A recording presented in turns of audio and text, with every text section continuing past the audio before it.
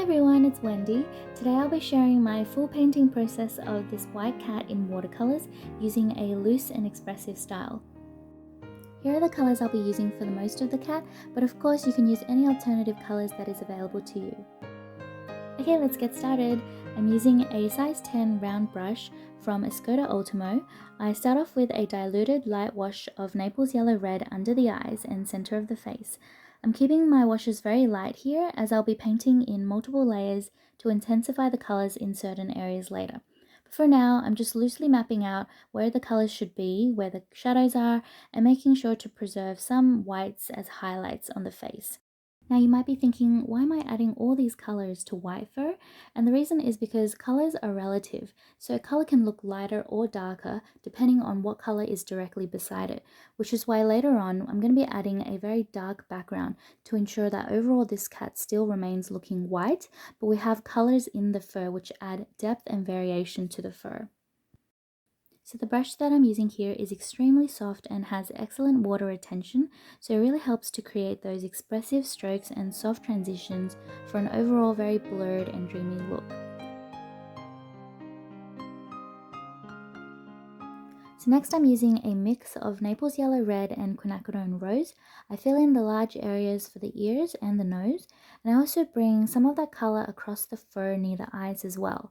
Even though you will not typically see pink on fur, I find this little step to be very important as it does bring harmony and cohesion to the piece overall.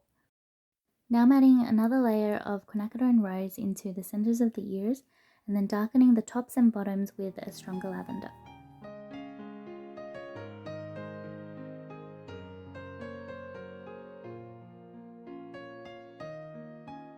Now the cat does have its head turned slightly to the side, so then the side that's facing away from us will be in shadow, so I'm just deepening up that area.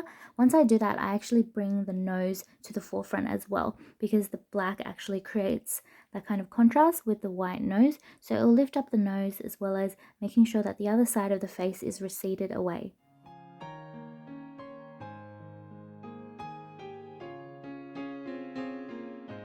I'm switching brushes now to the size 2 rigger brush by Escoda Ultimo. I'm using that to create the finer lines to outline the nose, and then also extending that line slightly down towards the mouth. And then once I have outlined the mouth area, I then go back with the size 10 round brush to then soften out the edges so that it doesn't create as much of a harsher look. Using a mixture of Quinacridone Rose and Dusk Violet, I'm using this color to then darken the inside of the ears.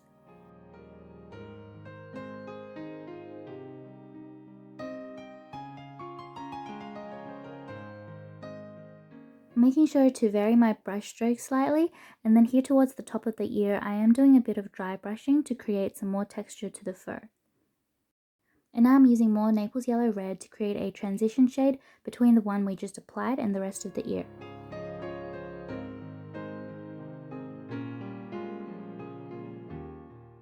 I'm layering on the colors now. I'm adding more lavender to the bottom of the chin where the shadows would naturally appear. Okay, so I'm now switching to the size 10 mop brush this time. I'm going to be doing something very similar on the body, so mapping out the colors where they should be, and here I'm using a curved brush stroke to create the illusion of puffy fur towards the front of the body, and then using a bit of water to dilute and lift up part of that color, softening out the edges to create a fluffy and dreamy look.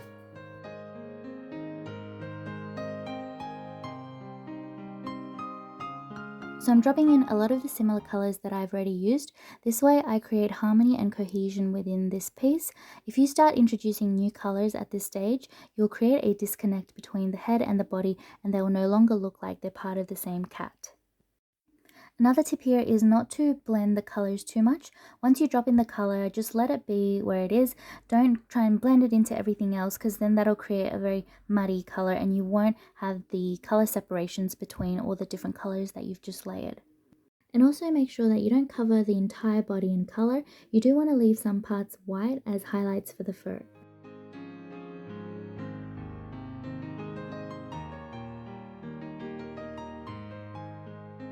Now I'm painting in the darker markings on the cat's face underneath the eyes. So you'll see that I use a bit of water to then drag out the ends of the black to make sure it doesn't look as harsh and create a softer look.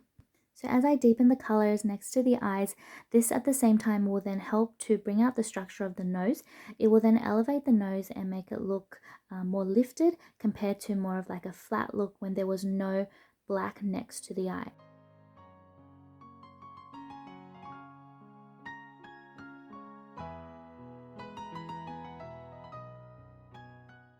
So if you're a beginner here, I just want to let you know that this cat is going to go through a lot of ugly painting stages, but that's completely normal and something that's just a part of the process. So just trust in the process, and I'll show you how this cat will start to gradually evolve and look more and more like the final finished painting in the top left.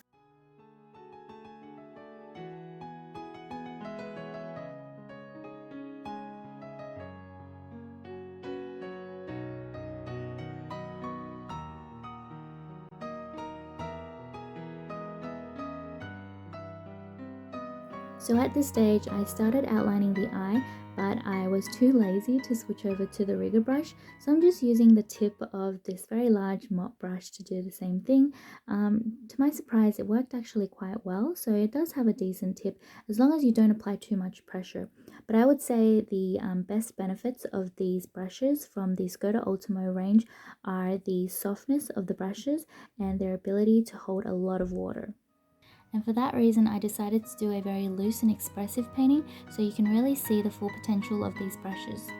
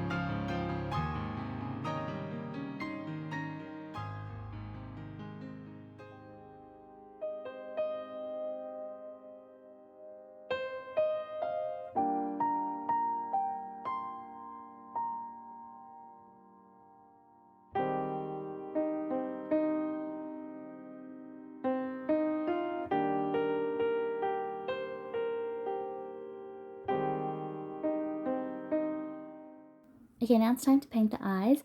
With the eyes, originally I first decided on using like a light green color and just putting in specks of blue, but then later in the video you'll see that I actually changed my mind. So it doesn't really matter at this stage what color you choose to do the eye, as long as you just make sure that you deepen the tops and the middle of the eye, and then make sure that you don't color the whole thing black, and that's fine. Even if you have certain parts of the eye that you find are too dark, I'll show you later how to bring back the highlights.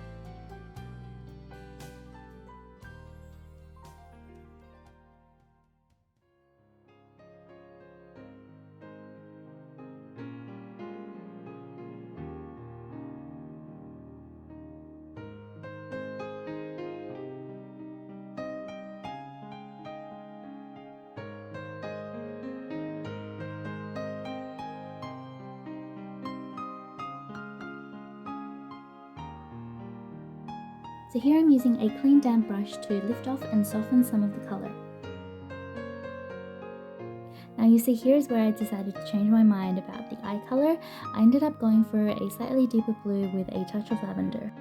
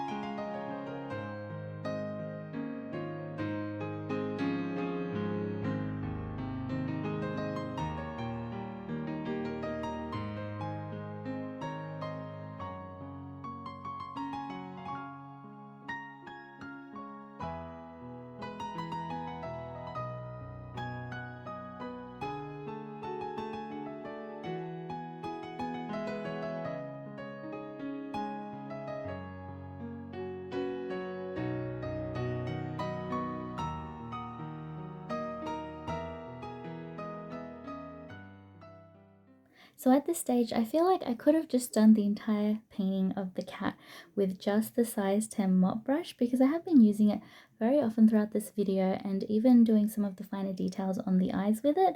So if I had to pick one brush, that would be it.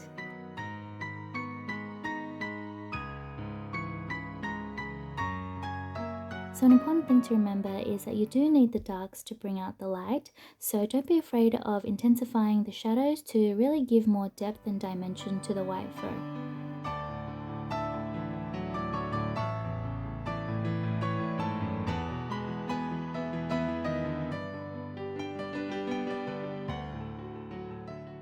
Now I'm adding a shadow here to the muzzle. This piece of shadow is quite important to the facial structure of the cat. You'll notice that as soon as I add this in, the snout or the muzzle will start to take more shape and look more 3D than before.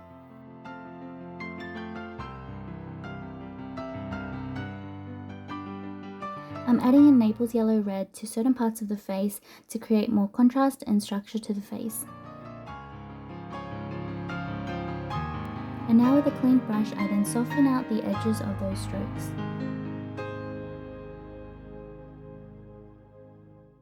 Now it's time to start the background. I'm switching out to a size 18 mop brush.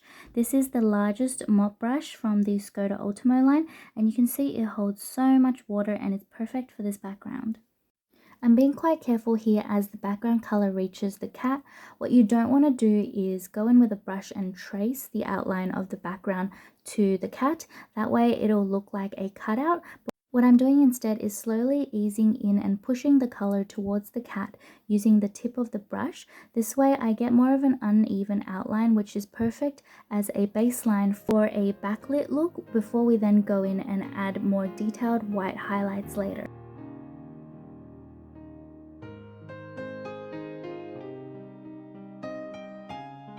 So this part of the background towards the cat's chest is very important. In order to create that seamless transition between background and fur, you will need to use the same sweeping motions to push that background in towards the fur.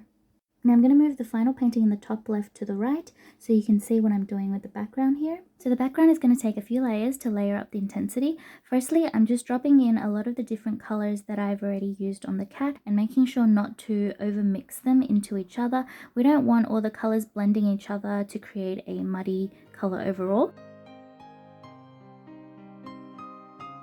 So once I add in the color, I just blend the edges out slightly, but don't overwork it.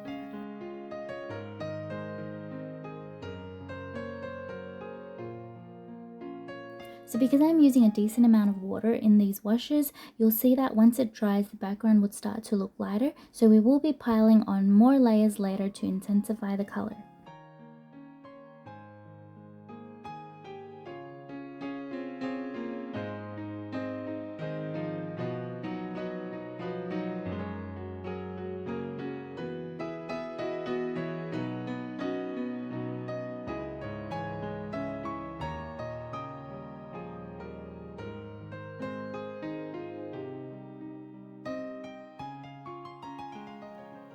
So I hope you'll join me in part 2 of this tutorial. In the second part, I'll be teaching you how to bring back the highlights to the eyes, how I paint the whiskers and the highlighted fur, as well as the final finishing touches of shadows and highlights to really make this cat pop. So if you look on your screen right now, there should be a little hand pointing up to the top right hand corner. If you click on that box, it'll take you straight to part 2 of the tutorial. I hope I'll see you there. Bye!